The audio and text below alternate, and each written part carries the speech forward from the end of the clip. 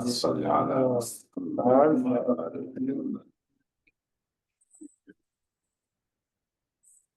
أعوذ بالله السميع العليم من الشيطان اللعين الرجيم. بسم الله الرحمن الرحيم. الحمد لله رب العالمين، وصلى الله وسلم على سيدنا ونبينا محمد وآله الطيبين الطاهرين. اللهم صل على محمد وآل محمد. السلام عليكم ورحمة الله. Inshallah, we continue reflecting on the book of Naraqi, Jami al-Sa'adat, in an effort to try and purify and beautify ourselves, inshallah, our nafs. First, clean and cleanse our hearts from the vices, and then fill it and beautify it with virtues, inshallah. In the third section,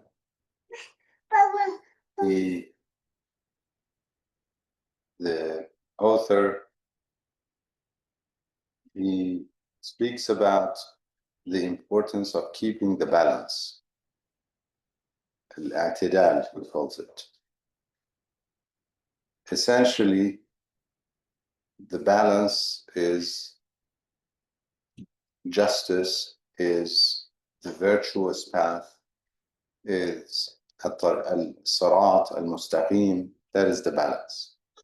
And when we go off that balance, either extreme, doing excess or doing less, therefore it is when in any faculty, any area, one would be committing or becoming a character with vices. And that's what we need to make sure we stay away from and stay in the middle path, on the path of i'tidal, and make sure that we establish, therefore, justice, al-adl. Adl and i'tidal is from the same root, seeking the middle path, seeking a balanced path. In that section, he says, first, what are the means? الطريق لحفظ اعتدال الفضائل. How do we maintain that balance in terms of the virtues? Some of those we started last session. If you recall, we said the most significant one is the right companionship. He made an analogy or a comparison between physical medicine and spiritual medicine, if that is a term. So he says, similar to the physical medicine, where we need to keep the balance, maintain a balance, a healthy balance, not too skinny, not too obese or fat. Everything, blood sugar, not too low, not too high. Blood pressure, not too low, not too high. Cholesterol, you name it. We need to make sure we have the right balance, yeah?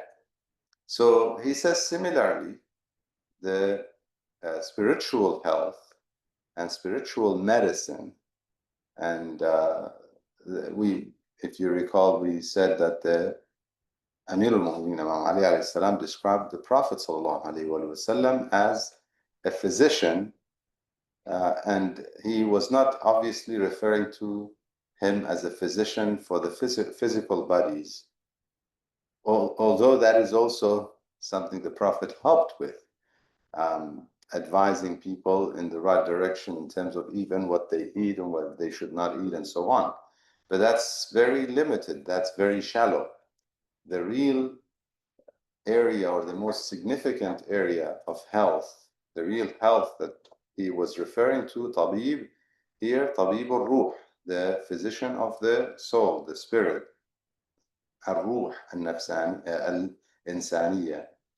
Therefore, we said some of the ways in which we can maintain a good health for our spiritual existence is one, to be in good company. And that works even with the physical existence. So that analogy is still there. That parable that he drew is still there. If you sit with a sick person in certain diseases, you're likely to get those diseases, yes, contagious diseases, viruses and certain bacteria and so on. If you sit with somebody who has unhealthy eating habits, for example, you're more likely to follow suit and therefore develop unhealthy eating habits. If your best friend or if your company is somebody who's very active, exercises and gets out there, and then you're likely to do all that. So similarly, when it comes to the spiritual health, it is very important to choose the right companionship. They say in the spiritual journey, first find the friend and then set out on the journey. الصديق or الرفيق ثم الطريق. الرفيق meaning the companion, رفيق of the journey. They say الرفيق ثم الطريق. Before you set out on the journey, find your companion. In some cases, it could be a teacher. In some cases, it could be a friend, a spiritual individual who could be a mentor, who could be a role model. So finding the right companionship, or even peers who are spiritual, friends who are concerned with their spirituality and purification. They're not neglectful of their nafs and the vices of the nafs. If they recognize vices, then they would try to purify those vices and beautify their nafs. So it's very important to have the right companionship and not just have those companions, but also talk about them, about their virtues. And especially if we find the right mentors. For instance, when we look at Ahlul Bayt, salawatullah wa salamu alayhim ajma'in, they're the best role models, obviously. The Prophet and his family, the best role models. So we should be talking about them, speaking about their virtues. Okay, some describe them and their physical beauty, for example. Yeah, that's beautiful, yes, but that's secondary. Their spiritual beauty is what's significant, and we should be talking about it, talking about their attributes, characteristics, and also their actions, stories, either the Ahlul Bayt themselves or some of their followers, some of their students, some of our scholars today who follow in the path of Ahlul Bayt, salawatullah wa salamu alayhim, follow Ahlul Bayt, and they're on that path. We should also talk about them. So even reading books about some of our great scholars, Gnostics, Arafat, those who are purifying or who have purified and reached certain statuses, read about their lifestyle and so on. At the same time, we need to avoid the wrong people as well. So find the right companionship, avoid the wrong people, avoid even talking about them. If you recall, I mentioned that we should not be even mentioning their evil deeds, talking about them often. If we're talking about it in, for the purpose of learning, for example, understood, but not to be repeating it and always mentioning it. This is important to keep in mind. The next part we said is to try and not just achieve virtues, but maintain those virtues by continuously doing virtuous deeds. For example, if somebody recognizes that they have generosity, okay, does that mean that they should be fine in that department, do nothing? No, they should continuously do generous, act generously and do generous acts, and therefore maintain their generosity or maintain any of those virtues that they maintain. So all these virtues we said is the i'tidal. Yes, it's the middle path. It's the justice or the balance. And so we need to maintain. It's almost like putting, you're walking on a rope. They have this balancing rod or something. You need to make sure always the balance, you're balancing it right so that we don't fall on one side or the other. And so it's important to constantly do those virtuous acts, not think that, okay, I have achieved, so I'm good. No. Another one, which we'll be introducing today, inshallah. The other two, I believe we started, but inshallah, the new methods through which we can maintain the balance are the ones, inshallah, we'll mention today. One, he says that a traveler who wants to maintain balance, he needs to maintain calm. At-tarawi, not to rush, okay, into things in general. Okay? In general, you'll find awliyaullah, the Prophet, Ahlul Bayt, even in their walking, they walk calm. Okay. Generally speaking, it's not recommended to rush. Okay, if you're walking somewhere, not to rush. Yeah, walking calm. There are certain things that are excluded. For example, we have sa'i between Safa and Marwa. It's called sa'i. Sa'i means rushing. Yeah. Another one is sa'i to Salatul Jumu'ah. It is also suggested واسعوا إلى فاسعوا يا أيها الذين آمنوا إذا نودي للصلاة من يوم الجمعة فاسعوا إلى ذكر الله وذروا البيع. So this on Friday, it is recommended to rush towards Friday prayers. Yes. However, in general, even walking should be calm. So don't rush into making decisions.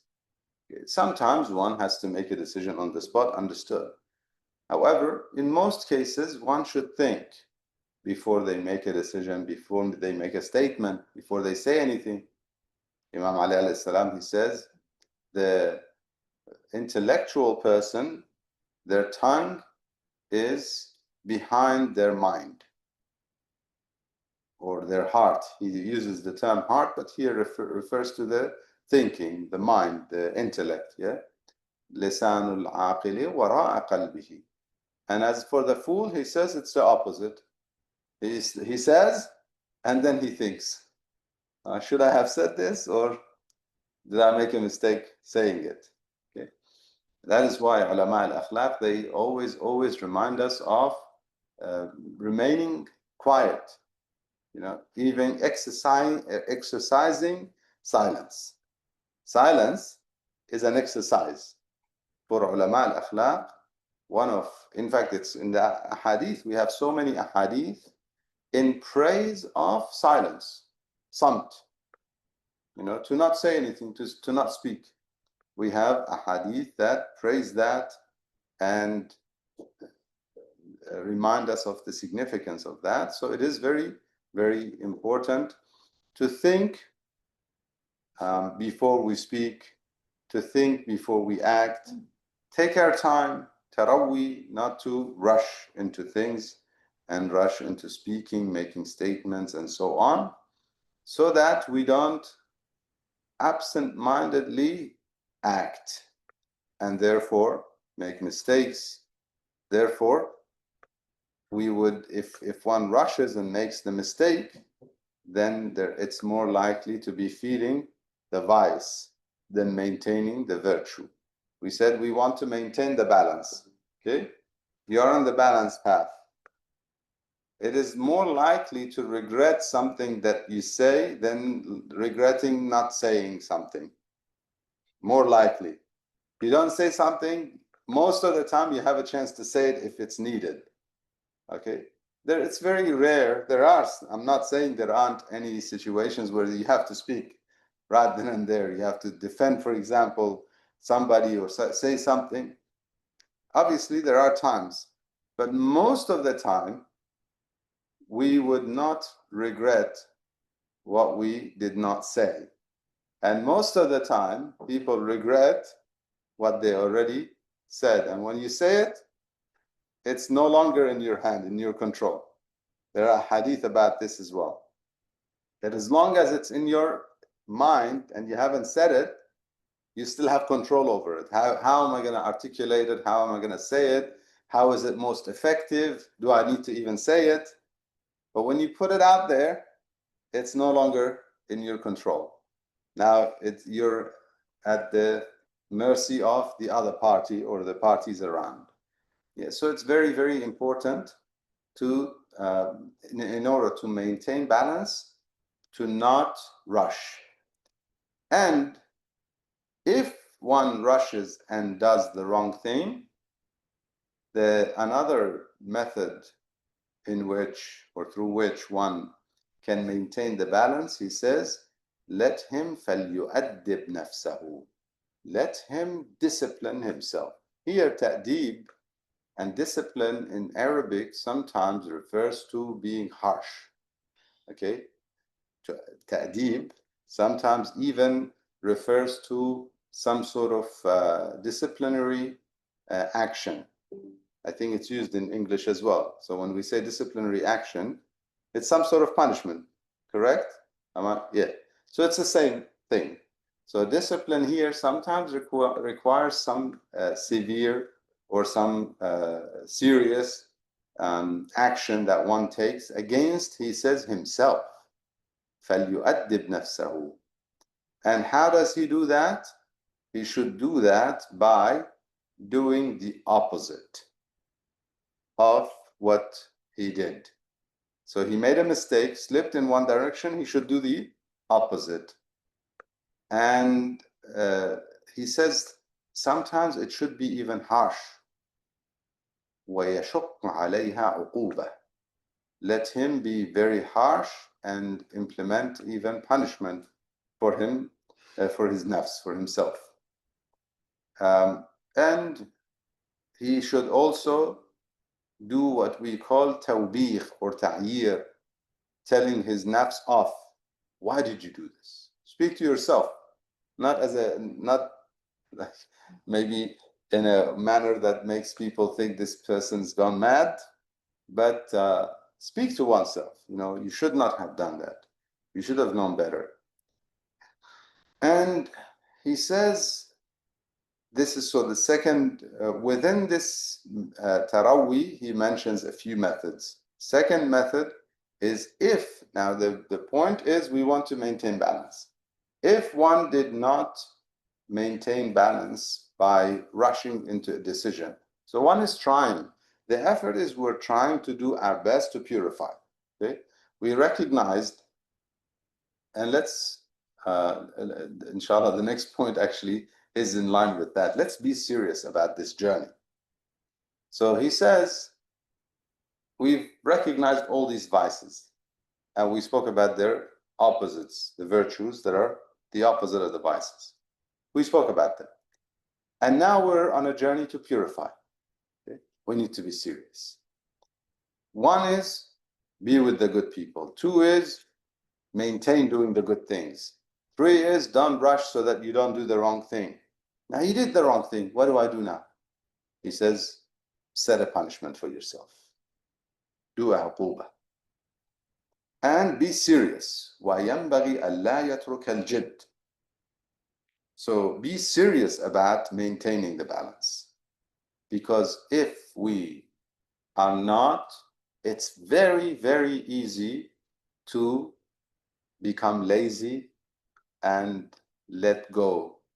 Therefore, sometimes we slip here, other times we slip there, sometimes with regards to anger, other times with regards to desire, and so one becomes far from the mercy of Allah subhanahu wa ta'ala, far from the neighboring of the Prophet and Ahlul Bayt, and from the nearness to Allah subhanahu wa ta'ala. So he says it is very, very important. وَيَجِبُ أَن يَكُونَ سَعْيَهُ فِي أُمُورِ الدُّنْيَا. It's very important in order to maintain the balance in the spiritual journey, to limit your efforts for the physical journey to what is necessary. For the physical world, limit your efforts for on what is necessary. Now, I need to make this point very clear. That does not mean that one should not, for instance, strive and work hard to establish business, strive and work hard to, develop the land.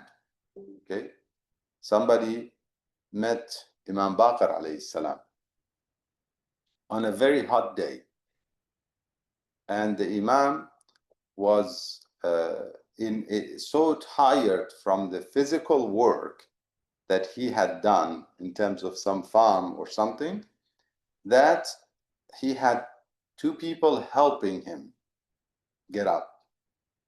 So the man describes the situation as the Imam was having people helping him around him. And yet, so this man foolishly started telling the Imam off. Why are you working so hard for dunya? Because now they thought Imam Zain al-Abidin alayhi salam spoke so much about spirituality and detachment from dunya, nearness to God, and so on. It means that we shouldn't work for dunya, or we shouldn't work in dunya. Okay, to be more clear, we shouldn't work in dunya. We shouldn't develop the land. We shouldn't beautify homes. We shouldn't beautify gardens. We shouldn't establish businesses and all of that. That is the assumption that some people had, and the Imam had to correct that. He said, no, I would not sit and rest. Just because I have what suffices me doesn't mean that I should sit and rest. God gave me the time and life so I can make effort, so we can be needless of people like you. What does that mean? Now, that person may not have been even wealthy, but he is of a mean character, la'im. And we should be needless of li'am, people who are mean. If you ever need that same character who does not understand this simple formula of working hard and establishing the land and so on, for the sake of goodness, for the sake of God, not for the sake of collecting and increasing bank accounts and all of that. No. So the Imam is working hard to be needless of the mean people. So with that clarification in mind, the effort for dunya, in terms of dunya here, not an effort for akhirah in dunya. I hope this is clear. Sometimes we're making efforts in dunya that may seem for dunya, but it's actually for God, for akhirah. Okay, serving your family and making them having a good livelihood is what? Is ibadah. Is striving for the sake of God, like somebody who goes to the battlefield. There's a hadith that says, Al-kaddu li'iyalihi kal-mujahidi fi sabilillah. So we need to make sure we don't misunderstand the concepts and make mistakes in our judgments or our decisions. Our striving for, if one is trying to purify and detach from dunya, doesn't mean that, okay, now I earn, for example, I earn from some sort of, I don't know, some means of earning, some income that is sufficient for me to live, for me and my spouse and my children to eat barely. Okay, so that's enough. I can't strive any more than that, because if I do, I'm attaching. No, that's not attaching to dunya. Okay, so that's something we need to keep in mind. He says it is important for a traveler to keep their striving and their struggling for dunya to what they need, and do not allow their nafs to seek what's more. okay, more than what is needed. Their nafs to seek more than what is needed. In what sense? Again, we're not speaking of not wanting to establish good things, businesses and economy and so on. No, we're speaking of a nafs that wants for itself. Okay? When Allah subhanahu wa ta'ala says, Alhaakumut takathur. Some people, all that matters is I have the numbers, my name, my fame, my bank account, my estate. You know, people almost like a king. Okay, he wants people to treat him like a king. This is not what we should be striving for. Rather, when it is striving for the sake of God, even in this dunya, through these dunyawi worldly means, it is fine as long as we, for ourselves, for our nafs, we only take what we need and we don't attach to more than that. Another one, he says, وَمِنْهَا أَن يَحْتَرِزَ عَمَّا يُهَيِّجُ الشَّهْوَةَ وَالْغَضَبَ. He says it is important to stay away from anything that increases, boosts those two faculties of anger and desire. We said the faculty of intellect should be controlling our anger and our desire. Certain things, they make desires become stronger. Certain things make anger become stronger. Okay, so he says it's important to stay away from those things. Examples: looking at what what is considered in terms of the opposite gender, for example. Okay, looking at certain things is haram. Why? Because what it does, it makes that desire stronger. Okay, and this is why it's more likely to commit sins in that department when one looks. You know, the one Arabic poem, the poet says it starts with a look and then a smile, and then it goes from there. نظرة فابتسامة فسلام فكلام فموعد فلقاء. You know, it goes from one to another, and then the meeting. Okay, if that meeting is a haram meeting, okay, and meeting, he means obviously the kind of meeting that leads to haram actions. So it all starts with the look. If we control the look, then there's a famous poet, Baba Tahir, Iranian, one of the Gnostics. He says, I am so angered by my sight and my heart. Whatever my eye sees, my heart desires. He says I should make a knife very sharp, and I take the eye so I can free the heart. Now, we don't want to do any of that. Okay, let's disclaimer. This is a poet saying it, not me. No, we need to control, and then this is important that we control. We have that, we can see, but we control and limit ourselves to what is permissible, what is halal, what is. In fact, some of our great scholars, some of the travelers in the path of purification, they limit themselves to what's mustahab, to the sunnah. They say if it's not sunnah, they don't want it. So if we try and do that, try and strive to only do what is recommended and stay away from not just what's haram, but also what's makruh, then we're more likely to stay within the balanced path of virtues and stay away from vices. So then he says, if we allow, alaykum salam, he says, if we allow if we do the things that strengthen the anger and desire faculties, then they become like a rabid dog. Therefore, it would be very hard to control them. So it's better to keep them in the area that they are more calm, so we can control them. So the intellect can be strong and have power over them.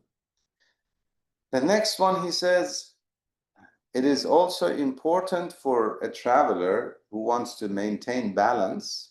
We said balance is the path of justice, yes? A traveler who wants to maintain balance, he says it's important for him to look deep into himself to search for his vices, not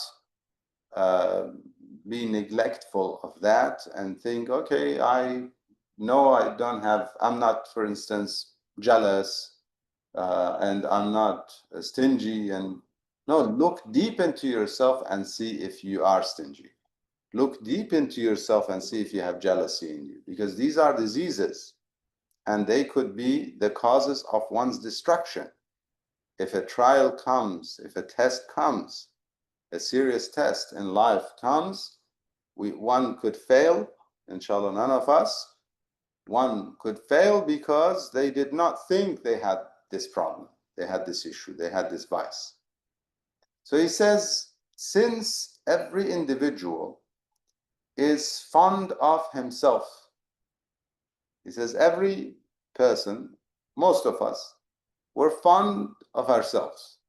Okay, love and admiration. You look at the mirror, that's the most beautiful person in the world, yeah? Typically, that's what we think, or some, yeah? So every individual has this characteristic of being pleased or fond of oneself, and therefore one's attributes and one's actions even. Therefore, it's important for us to ask others to help us find our faults, our errors. So if somebody wants to travel and be on the balanced path, avoid any kind of vices and slipping off the balanced path, he says it's important to have a helper, a companion, and ask them to be our mirror, be a mirror that reflects my errors. For example, we have in the hadith, a beautiful hadith that says, رحم الله امرؤ أهدى إلي عيوبي. God has mercy on a person who gifts to me my errors, my faults, gifts. So one sees another who tells us about our faults as a generous person who is gifting us something, giving me a gift. And then we have another hadith that says a believer is the mirror of his brother in faith. Al-mu'minu mir'atu akhahu al-mu'min. So it's important for us to ask others to reflect on our nafs, whether we have certain vices. Tell me genuinely, do I seem like someone who's arrogant? Do I seem like someone who's jealous? Do I seem like someone who's stingy, not generous enough, and so on? So ask others, ask genuine people. And he says, sometimes your enemy could serve well in that regard. In what sense? Sometimes your friends would never tell you certain things. Okay, they think, okay, we don't want to disturb our friendship and our relationship. Therefore, they might not feel inclined to tell you or share with you. However, sometimes, he says, وَرُبَّمَا كَانَ الْعَدُوُّ, sometimes an enemy could be helpful. Okay. Now, yes, the enemy doesn't say it mildly. Yes, the enemy exposes you in front of others. A friend would not expose you in front of people. Yes, if you're stingy, a friend would. If a friend is willing to share that with you, which is a gift, remember, if they do, we have to praise them for that. We have to thank them for that. If somebody comes up to me in privacy and tells me, I think you have certain characteristics that are not good. You have, for instance, jealousy. I can sense jealousy from you. Or I feel you have arrogance, or I feel you're stingy, you're not generous enough, not loving enough, you're not kind enough, you're harsh, anything of. If somebody comes and tells me that, should I feel frustrated with them or should I be thankful? He says we should be thankful that they're sharing with us our errors. That's a gift. We need to maintain the balance. We need to make sure we don't have vices so we don't slip. And if I cannot find those faults within myself, it would be great for others to help me in that regard. And if it is an enemy, so be it. We have the ahadith that Ahlul Bayt, whenever somebody came and insulted them, did they get angry? Never. Instead, we have in the hadith, we are told that Imam Ali alayhi salam, when somebody insulted him, he said, if what you are saying is in me, I seek refuge to God from it and seek forgiveness. Okay? A'udhu billah. And ista'ada and istighfar. Why? Ista'ada so that God helps me rid myself from that, whatever it is that you are suggesting, that fault, the error, the vice. And istighfar, because if it wasn't me, it must have caused some wrongdoings, wrong actions, therefore I seek forgiveness.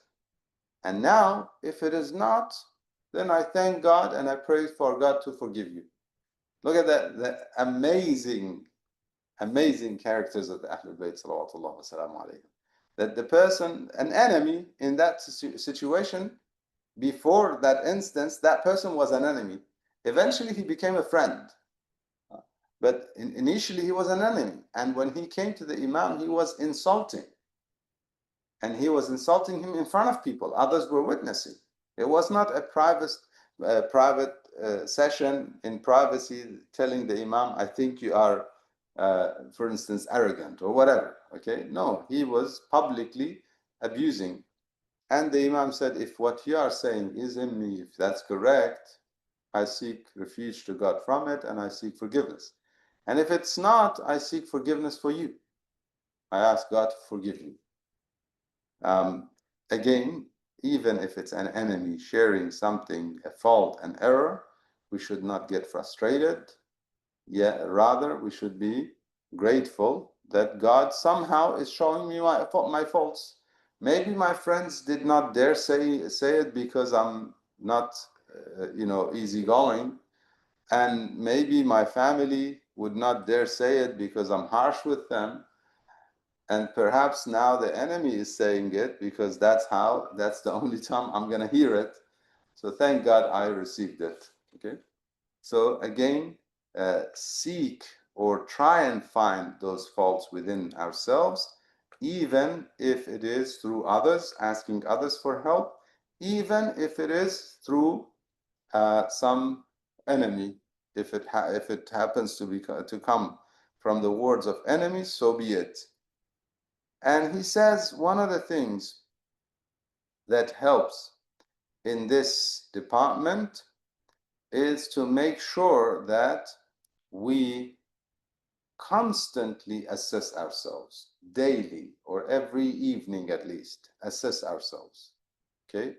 Today, out of certain vices that I've looked into, did I do anything that suggests that I have any of these vices? Okay. Assess ourselves. حاسبوا قبل أن تحاسبوا. Assess ourselves before we are accounted and assessed on the day of judgment. And the other hadith that says one who does not do a self-assessment on a daily basis is not from us. ليس منا. He's not from us, meaning he's not one of the followers of Ahlul Bayt, inshallah. We are, and we assess ourselves frequently, at least once a day. And he says it's also important that we look at some of those vices that may exist within us and look how we see them in others. Why? If I find that For example, it is likely that I am jealous. Okay. Then I look at some others who acted jealous, out of jealousy. Okay. I look at, for instance, some of the individuals around Ahlul Bayt who acted jealous. Some of those who were around the Prophet ﷺ, some in his household who were jealous. They admitted that they were jealous. Okay? And look at the harm they caused the Muslim Ummah. Okay, one of them, through her jealousy, she caused harm to the Muslim Ummah. Until today, we are suffering because of her jealousy. You see, it's not a small thing. Even in one incident, the Prophet ﷺ, Allahumma salli ala Muhammad, tried to show her the effect of her jealousy. When she admitted that she had made accusations about one of the wives of the Prophet, Maria al-Qibtiyya, when she had Ibrahim, the son of the Prophet ﷺ, one of the wives made accusations. And she admitted, and history records it. The Prophet, in order to show her what that could do, he said to Imam Ali alayhi salam, go and get the person she's suggesting he made that he is the father, go and kill him. Imam Ali alayhi salam came back afterwards, said, Ya Rasulullah, did you tell me to kill him? Meaning, don't assess the situations, kill him? Or, like, that command was with assessment or no assessment? The Prophet said, obviously with assessment. He said, well, he did not do it. In other words, the Prophet was telling everybody she could have easily killed an innocent person through that accusation. Just throwing jealousy. So if today I look at that action, how do I feel about it? How do we feel about jealous people? Isn't it ugly? When we see how ugly it is, then we're more likely to try and rid ourselves from that vice. Okay? I don't want to be jealous. This is what jealousy is. This is how ugly it is. So look at how those vices are in other people.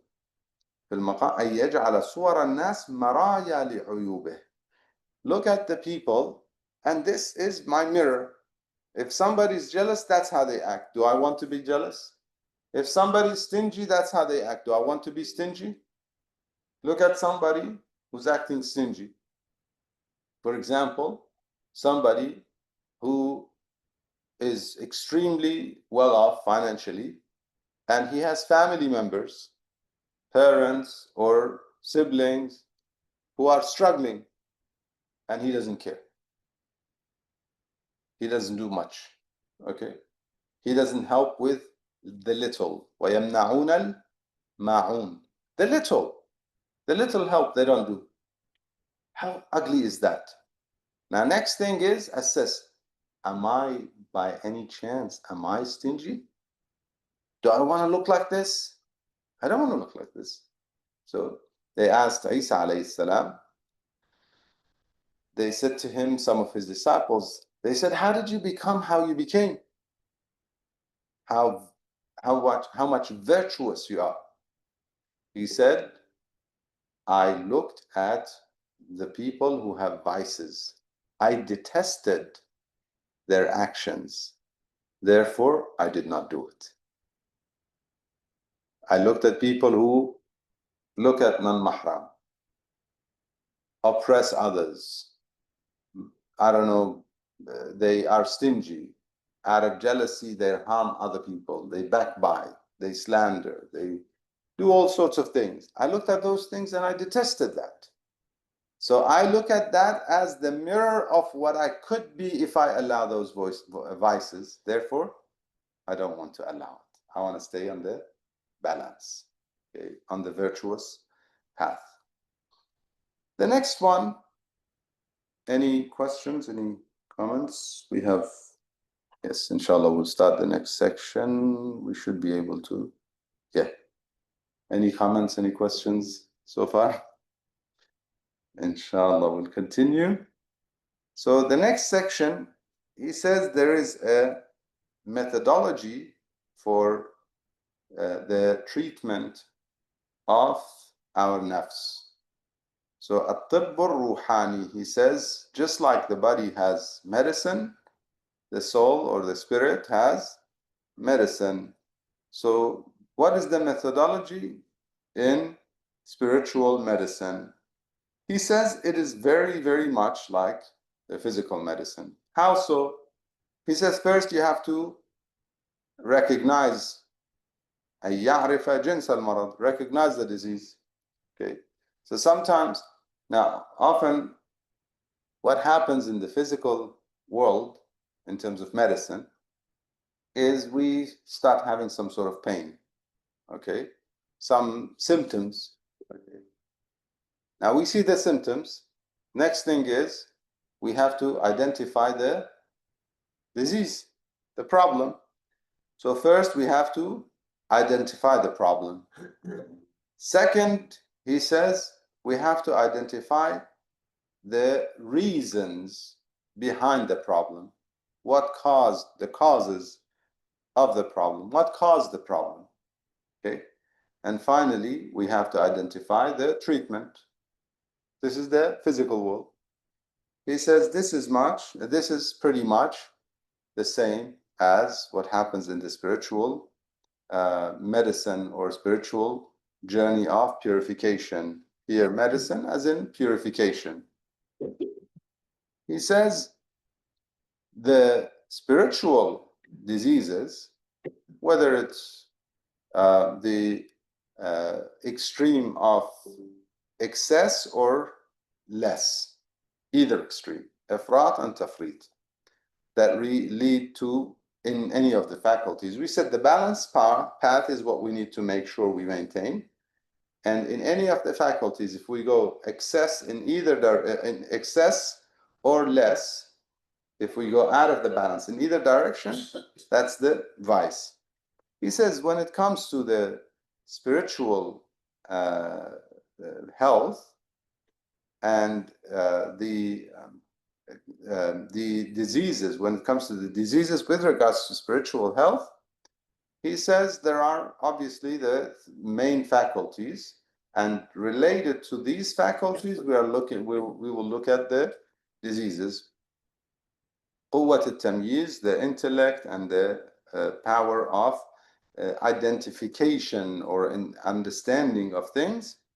The second one is the power, the faculty of anger, or he calls it also قوة الدافع, repelling. Okay, so anger or repelling, a new terminology he's introducing here. So the anger, he calls it also the force of repelling, dafa. Desire, he calls it the force of attracting, jadb. Okay, so one is attracting, one is repelling. Okay, anger, repel; desire, pull or attract. So he says these are the faculties, and for each of those, obviously, there are the vices and the diseases. So for each of them, we need to look at their treatment in accordance with each of the faculties itself.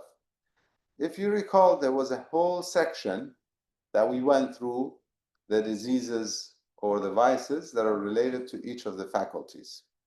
Here he briefly mentions them before we go into the treatment. So he briefly reminds us of the fact that, for instance, when it comes to the intellectual faculty, okay, one could use it, excess usage of the intellectual faculty or extra usage in the wrong area. So he says that that could lead to cunningness. Okay, under usage, one becomes more of foolish. Okay, or desire or relying on illusion, relying on imaginations and illusions, okay, not realistic. Okay, so under unrealistic, over analyzing things basically to the point that they could become in the area of cunningness. And then he says there's also another direction that one could go wrong, and that is to misuse. Okay, so or basically to the quality of this faculty, not excess and underuse. So we spoke about overusage, underusage, and now the misusing or like using it in the wrong way. He says that is when somebody could have safsata. Safsata, we said, is when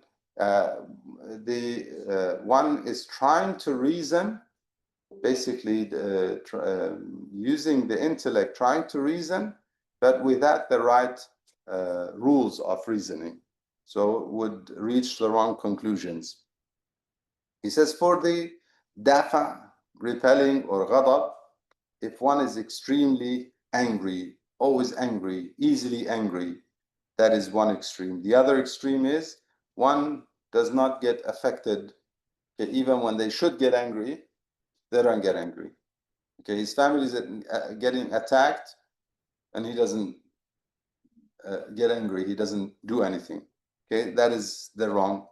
He says, as for the wrong quality, so in each department, he says excess, less, or bad quality. He says the bad quality in this department is when one gets angry in places where he should not. Okay, the wrong places.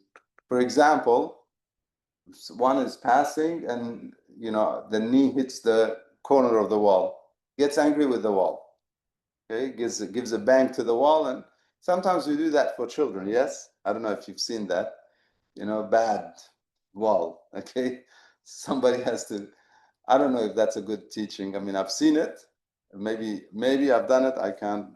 But analyzing it, I realized it's not the right thing. We're teaching children to blame something that cannot be blamed. Yes, we're blaming the floor, for example, unless it's a joke or something. In any case, so getting angry at animals, inanimates, okay, or getting angry with people without a good reason, okay, that is, or that one is basically something else is upsetting him. He gets angry with his family. That's bad quality. Yes. So inshallah we avoid that. The other one is jazb, attracting or pulling. With that regard, which is also the desire, he says when one has desires beyond what is needed, whether it's eating or having relationships and so on, beyond what is needed, beyond what is recommended, beyond what is good. And the underdoing is when one does not have desires. Okay, you have to force them to eat, though they are hungry and they are becoming, for instance, unhealthy, but you have to force them. Doesn't have desire for having a spouse or any of that at all. That is also the wrong. That is a vice from another angle. And he says the misusage of that faculty is for one to have desire for things that they should not. Okay, for one to desire, for example, to eat dirt. Okay, or for one, the good example. I mean, the two examples he uses here are very interesting. He says, for instance, to desire dirt, or to desire the same gender. So in that fact, so one is in food and one is the other faculty or the other department. So desiring dirt or desiring the same gender, he puts it in the same category. Interesting, but we'll leave it there. So again, he says we have stated many vices in regards to these departments, some of them with one faculty, some with two, some with three. And for those we mentioned the opposite, which is the virtue. Now let's look at the reasons for the spiritual diseases. أسباب الأمراض النفسية. He says, let's look at the reasons why those spiritual diseases exist.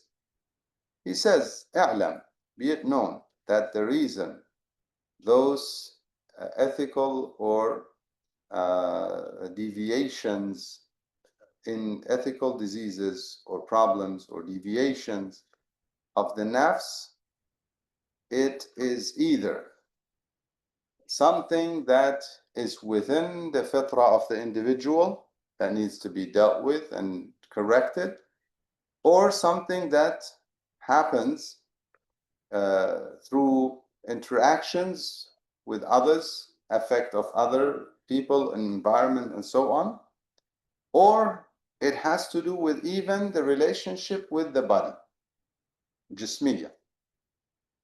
So some physical diseases could affect us spiritually.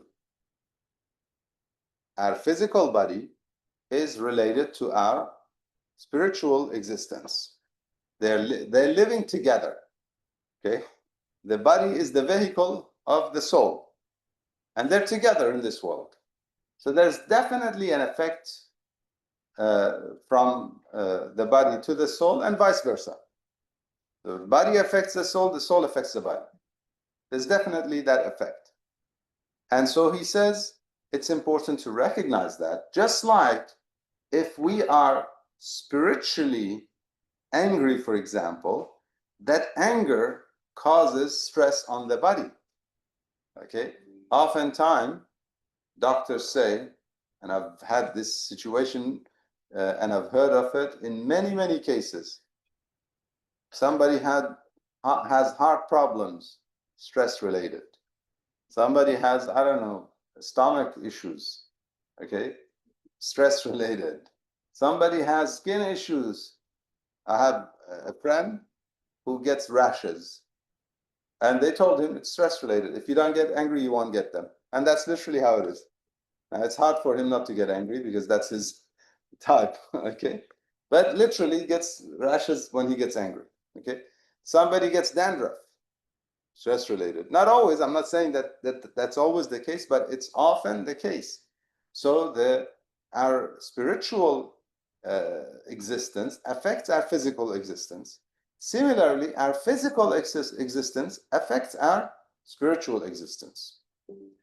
For example, if somebody is hungry, they're more likely to be angry. They have a term for it, yes? They call it hangry. Yeah, if you've heard it. H, like instead of hungry with a U, it's hangry with an A. H, angry, yeah? So hangry as in angry because they're hungry, okay? If somebody, normally when your children are frustrated, okay, they're complaining, one of the things that parents know what to do, know that they should do, is they send the child to use the washroom. Okay, all of a sudden he's calm. He was frustrated or she was frustrated, and now they're calm. Okay. So that also affects that is affecting our emotional, therefore affecting our spiritual existence. It's an effect. This is why it's not recommended to pray when you need to use the washroom, for example. If you need to use the washroom, you do it before you pray.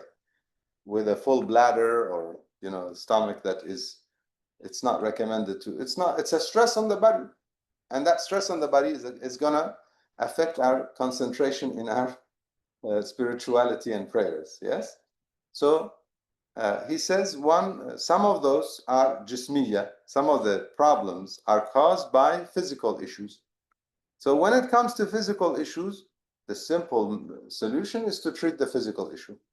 Yes, you can strengthen your nafs and ruh to be less affected by your physical needs or physical challenges, okay?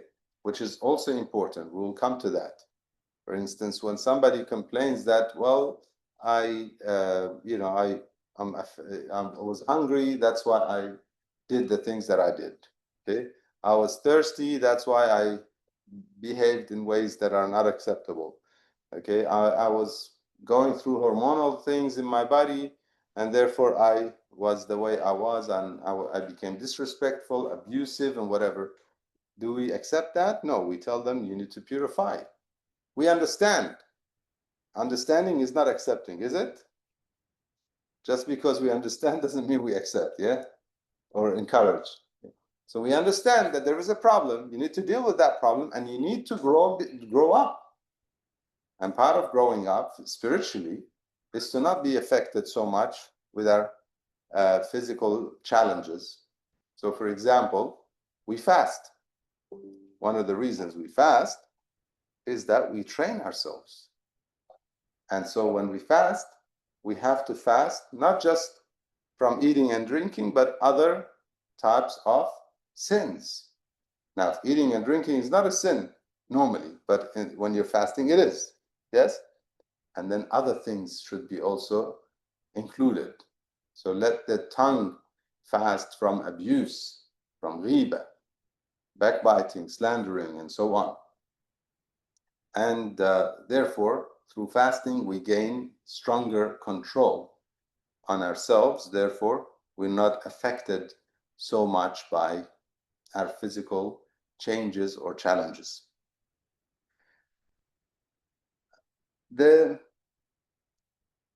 Any questions, any comments? We have probably 5 or 7 minutes because we want to pause or stop a little earlier as we have prayers earlier. Inshallah, we will be ready on time for prayers. So if there are any questions or comments, otherwise I'll start. Yeah. حقوق? Yes.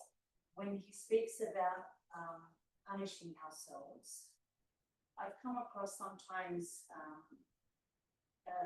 suggestions of, for example, fasting as a way of punishing oneself. Yeah. How is that looked upon in terms of fasting in itself is a recommended act? It's mustahab. Why is it a punishment? This example, the maze of fasting. Yeah. How does that? Yeah, it's not the punishment for the nafs. It's not the punishment for the spirit for the ruh. It's a punishment for the nafs with the faculty of desire. Okay, so that's a very good question. So how are we punishing ourselves by doing something that is recommended? That's the question. So how am I punishing myself? By fasting. Fasting is recommended. So fasting is good for us. Okay, fasting is good for us, for our physical body, for our spiritual existence, for both. Sumu tasухhu. The Prophet says, fast and you'll be healthier.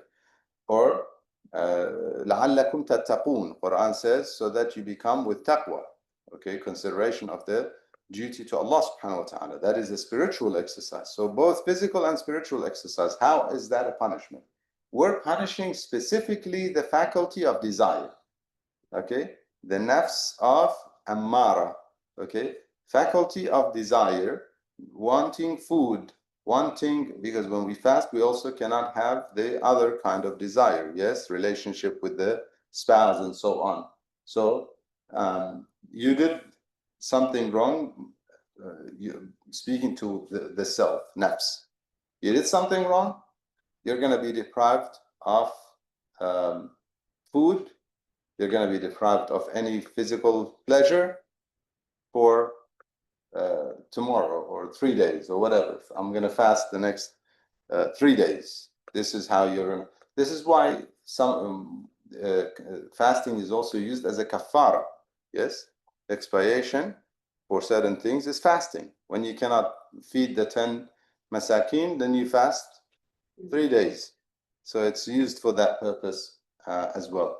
Now, I won't start the next section. I will. Perhaps there was a question that I thought you were reminding me of that was raised about the huquq of the brothers. There was a question in that regard that was asked, and there was something to clarify.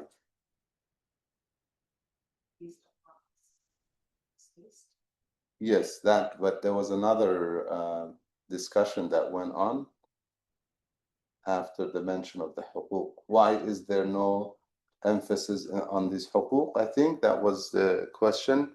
If these huquq, if these 30 rights of your brothers is there, why is there no emphasis? Is that I think there was a discussion that came up.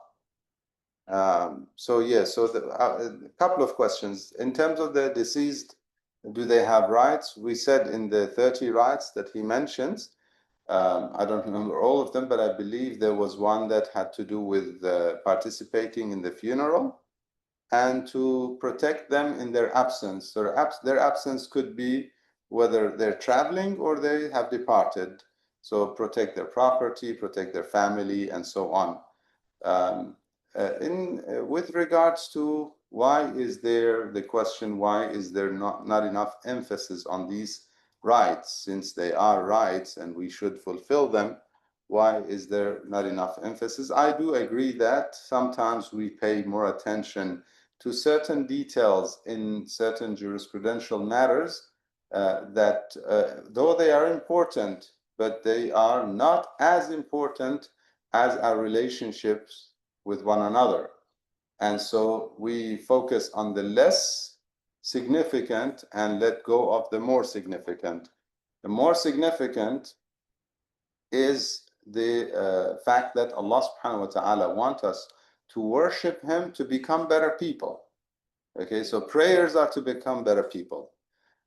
Eating halal is to become better people. Spiritual journeys of Hajj to become better people. So essentially is to become one, or fasting, muttaqun, to become more pious. How does that translate? It translates in how we treat one another. Essentially, inna salata tanha anil fahsha'i wal munkar. Salat makes us less likely to commit any kind of indecency and evil acts. Don't harm each other, don't hurt each other. So yes, that all these acts of worship are to make us better people with one another. So we do need to pay more emphasis on the rights of people around us, the rights of ikhwan, the rights of spouse, the rights of the wife, the husband, the parents. All of these rights need to be addressed, people need to be reminded of them so that they can implement them, they can fulfill their duty and make sure that they are cognizant and aware of the rights. Otherwise, there would be dhulm. If we don't fulfill our duty towards people when it is a duty that we owe it to them, we are essentially oppressive, and that is dhulm, and we ask Allah subhanahu wa ta'ala to purify us from any level of dhulm, inshallah. So inshallah, I think we would pause here if there are no questions or comments. Any other questions or comments? If not, nothing online. So inshallah, with that, we will stop and we'll continue from next session. We'll continue on the treatments, the general and the specific treatments of the spiritual diseases. We ask Allah subhanahu wa ta'ala to allow us to purify and beautify. We ask Him to make us amongst those who listen to what's said and follow what's best. Subhana rabbika rabbil izzati amma yasifun wa salamun ala al-mursaleen walhamdulillahi rabbil alameen. Allahumma salli ala Muhammad wa ali Muhammad.